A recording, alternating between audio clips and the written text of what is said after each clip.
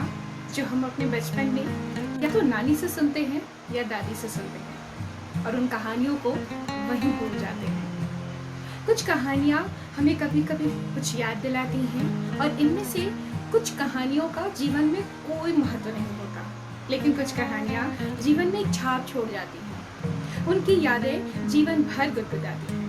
जैसे जैसे हम बड़े होते हैं उन कहानियों के मिठास पीछे छोड़ जाते हैं।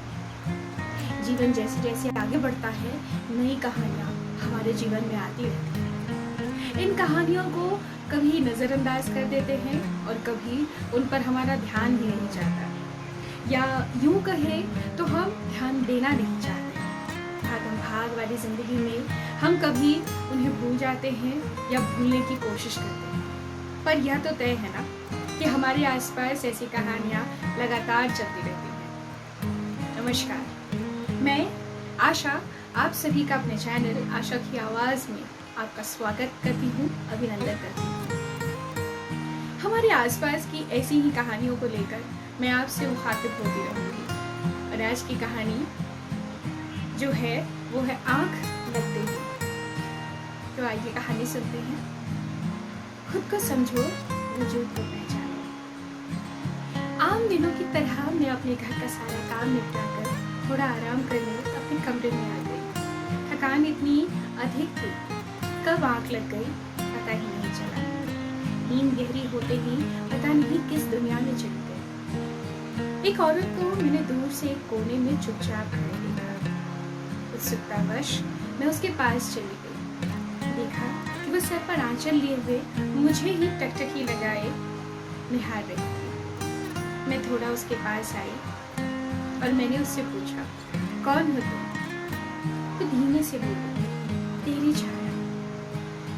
मैंने फिर पूछा, क्या चाहती हो? उसने बोला, तेरी खुशी। मैं सहम गई। मैं अपने आप से पूछने लगी, आखिर यह कौन है जो मेरी खुशी की बात कर रही है, मेरी खुशी चाहती है? मेरी जिज्ञासा बढ़ गई। मैं उससे पूछ बैठी, तुमको मेरी खुशी से क्या मतलब? आखिर तुम कौन हो, मुझे यह तो बतलाओ। तब उस औरत ने अपने सर से पल्लू हटाया और कहा, अरे तुम मुझे नहीं पहचान पाई, मैं तेरी अंतरात्मा हूँ। फिर उसने भारी आवाज में बोला, अरे अंतरात्मा समझी, जिसे तुमने कहीं मार दिया है। इतना कहते हुए उसने मेरे सर पर हाथ फेरा और अचानक गायब हो गया। इसके साथ ही झटके से मेरी नींद खुल गई।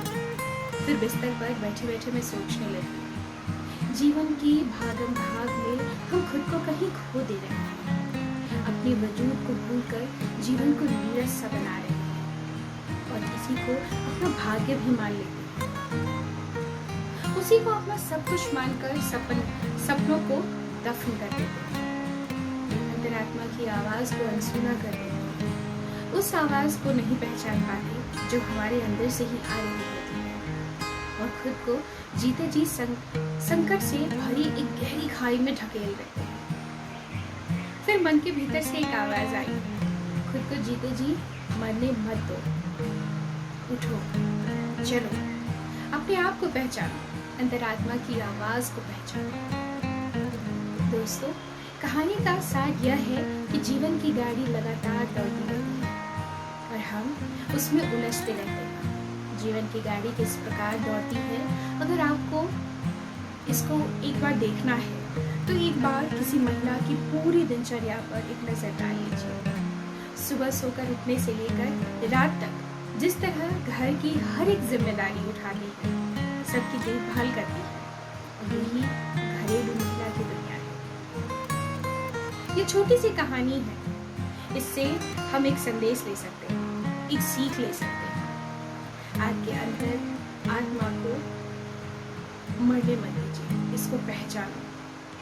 यह वो आवाज़ है जो आपके अपने से जोड़ती है, और आपके आसपास भी कोई ऐसी कहानी हो रही हो तो उसको नज़दीक से देखिए, अपने मन की आवाज़ को सुनिए। हो सकता है कि नाउम्मीद के अंधकार भरे जीवन में एक उम्मीद की किरण नजर आए, शायद इससे किसी की दुनिया बदल सकती है। आपको यह कहानी कैसी लगी, एक कमेंट कर अपनी राय ज़रूर दीजिएगा।